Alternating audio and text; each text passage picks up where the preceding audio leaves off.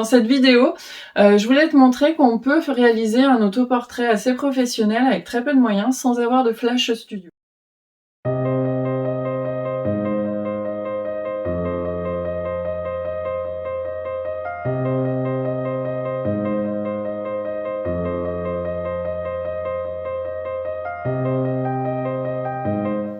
Bonjour et bienvenue sur ma chaîne Couleur d'Iris. Sur cette chaîne, je vais te partager mes making-of photos, mes astuces du coup photos, mes tutos Procreate, mes astuces peinture, décor, etc. Et tout ce que j'aurais envie de te partager.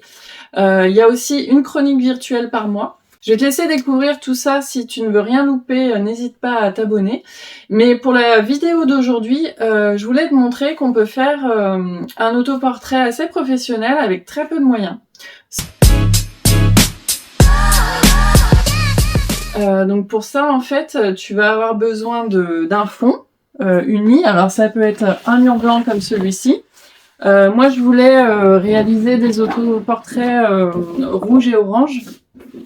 Donc j'ai juste acheté deux papiers, tu vois, au format raisin, Canson. Je crois que c'est format raisin, ouais.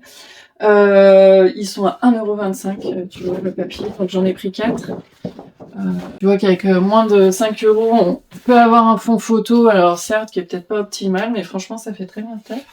Donc il te faudra une ring LED, ou au moins une source de lumière que tu peux un peu gérer, un trépied pour la ring LED, et au moins un trépied pour ton appareil photo, ou réussir à le poser sur une étagère, quelque chose qui soit à la bonne hauteur. Pour cette séance, moi j'ai investi dans un réflecteur 5 en 1. Vous le verrez dans la suite. Je vais pas le rouvrir là parce qu'en fait je me suis un petit peu gourée. C'est du 2 mètres par 1 et quelques. Donc ça fait un truc qui est quand même assez balèze, mais bon, au moins on pourra pas dire que le réflecteur est trop petit. Et donc ce qui est bien, c'est que là-dedans tu as un réflecteur qui est doré, donc qui va t'accentuer les lumières chaudes, un réflecteur qui est argenté qui va t'accentuer les lumières froides, et il y a un réflecteur on va dire transparent qui là va adoucir la lumière selon où tu le places, etc. Ça peut faire des effets sympas. Alors, pour résumer, tu auras besoin d'un fond photo, 2 feuilles de papier colorées au format raisin suffisent. Tu auras besoin aussi d'une source de lumière artificielle, idéalement un flash studio, mais si t'as pas, une ring LED suffira amplement.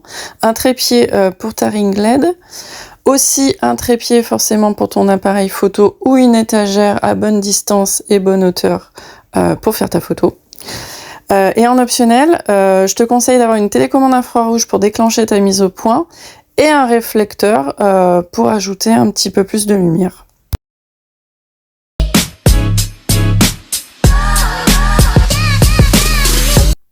Alors, je vais te montrer dans cette vidéo les premiers essais que j'ai faits. Donc le premier conseil que je peux te donner, c'est bien sûr d'avoir une vague idée de ce que tu veux avant d'attaquer. Moi, donc, l'idée, c'était de faire un autoportrait pour un personnage qui est Erin, qui a énormément de colère en elle, mais elle ne l'exprime pas, elle ne le montre pas. Donc là, la première idée qui m'est venue, c'est bien sûr de montrer la colère dans son regard, mais de mettre les mains devant ma bouche pour symboliser le fait que c'est elle-même qui se contraint à ne pas sortir cette rage. C'est-à-dire qu'elle garde tout en elle, et du coup la colère, elle l'intériorise, elle la ressent à l'intérieur, et c'est ce qui est le plus douloureux. C'est pour ça que j'ai aussi choisi le rouge. Le rouge, c'est une couleur qui symbolise la colère. Donc je voulais que ça se ressente là-dedans. Et ce qui est intéressant, faut faire des essais, parce qu'en fait là le premier essai, moi, ne me plaisait pas trop. Donc j'ai testé plusieurs postures, les mains sur la tête avec un regard qui exprime cette colère. Et finalement j'ai trouvé la photo finale que je vous montrerai après, qui est donc juste une main sur la bouche pour exprimer cette colère.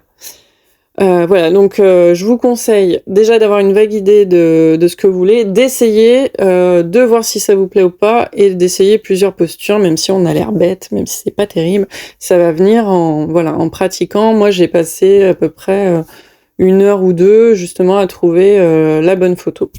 Voilà, et je te laisse dans la suite, on va voir les différents paramètres aussi que j'ai testés au niveau de la lumière pour trouver aussi ce qui me plaisait réellement.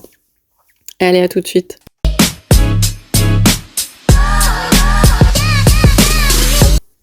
Alors pareil, avant de trouver la bonne posture et la bonne image, on va dire, pour ce que je voulais créer, j'ai aussi testé, bien sûr, les différents paramètres lumineux, on va dire, pour trouver vraiment ce que je voulais faire. Parce que je voulais quand même quelque chose d'assez sombre, je voulais pas qu'on voit tout son visage.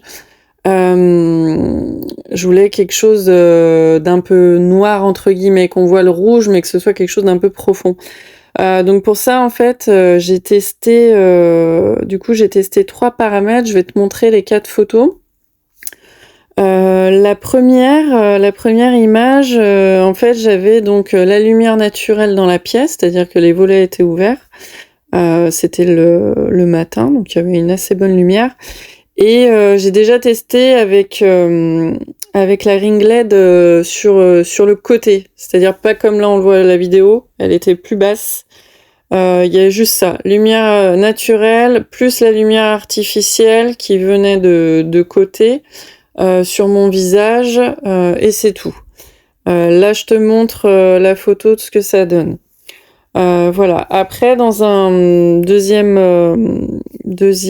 plan, du coup, j'ai testé la lumière artificielle en hauteur à 45 degrés et toujours avec la lumière naturelle de la pièce. Donc là, ça me plaisait mieux au niveau de l'ombre du visage. Je te montre aussi la photo ici. Et bon, donc je voulais tester aussi le réflecteur pour voir ce que ça amenait. Du coup, j'ai gardé donc la lumière artificielle en hauteur, la lumière naturelle de la pièce et le réflecteur qui était en face de la lumière artificielle. Je te montre aussi ce que ça donne ici. Donc là, tu vois déjà qu'avec le réflecteur, bon, c'est pas magique, mais par rapport à la 2 et la 1, effectivement, ça te ramène un petit peu de lumière sur l'autre côté qui n'est pas éclairé par la lumière artificielle. Il y a un truc un petit peu plus lissé, on voit un petit peu mieux les détails de l'autre côté.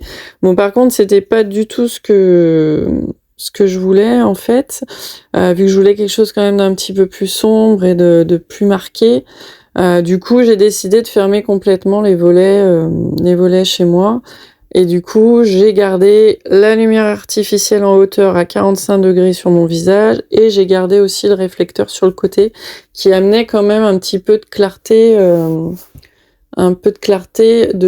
l'autre côté en face de la lumière artificielle et un petit peu de lumière chaude. Et du coup, voilà ce que ça donne. Et voilà ce que ça donne sur cette photo.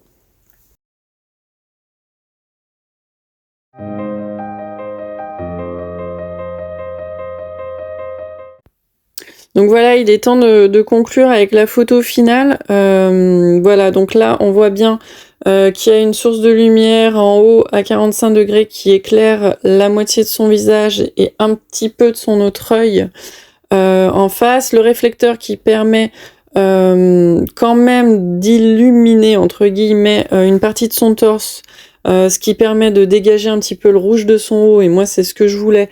Que ça symbolise la colère, que le rouge ressorte un peu, mais qu'elle soit quand même un petit peu dans l'ombre. Il y a quelque chose d'assez sombre chez elle qu'elle retient et je trouve que voilà, ça matche bien. Alors bien sûr, cette photo, elle est retouchée sous Lightroom et Photoshop, c'est-à-dire j'ai rajouté en plus dans son regard des flammes pour symboliser cette rage qui la consume de l'intérieur. J'ai accentué les rouges pour qu'on ait quasiment un monochrome sur cette photo, pour vraiment imager la colère, la rage qu'elle contient en elle. Mais ça sera peut-être le sujet d'une autre vidéo, c'était pas ce que je voulais te montrer. Aujourd'hui, en tout cas, je voulais te montrer que déjà, avec peu de moyens, tu peux quand même réaliser quelque chose qui est assez sympa et qui peut éventuellement te permettre de commencer à développer ton univers, à créer des histoires, des images qui parlent et qui peuvent être impactantes, soit pour toi, soit parce que tu as envie de raconter des histoires tout simplement, et peut-être commencer à les poster sur Instagram ou sur un site de photos, ou pour participer à un concours. Donc voilà, j'espère que ces petites astuces t'auront aidé et te permettront de te lancer. Voilà, tu vois qu'avec peu de moyens, déjà, on peut démarrer. Et c'est tout ce qui compte en fait, le premier pas. Donc hésite pas, teste, expérimente, fais tes propres conclusions et surtout ne laisse personne te dire que c'est impossible. À bientôt.